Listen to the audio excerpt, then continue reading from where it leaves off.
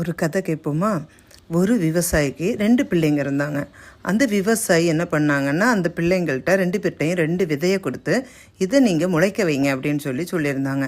அதில் ஒருத்தங்க வந்து நல்ல கடினமாக உழைக்கிறவங்க, ஒருத்தங்க சோம்பேறி.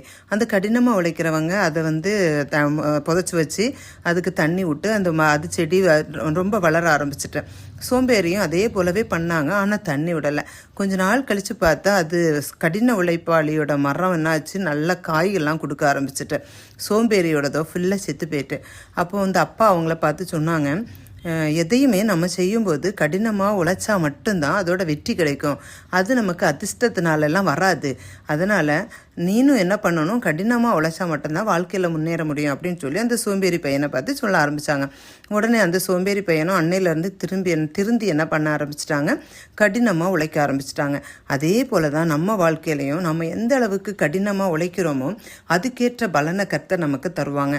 நம்ம சோம்பேறித்தனமாக இருந்துட்டு எல்லாமே கர்த்தர் செய்வார், எனக்கு அது நடக்கும், எனக்கு அதிர்ஷ்டம் உண்டு அப்படின்னு சொல்லிட்டு இருந்தால் அது நடக்காது. அதனால் நாம் எந்த அளவுக்கு நம்மளால் முடியுமோ அந்த அளவுக்கு கடினமாக உழைப்போம். கர்த்தரோட கிருபையும் நம்மளை தாங்கும். ஓகேவா?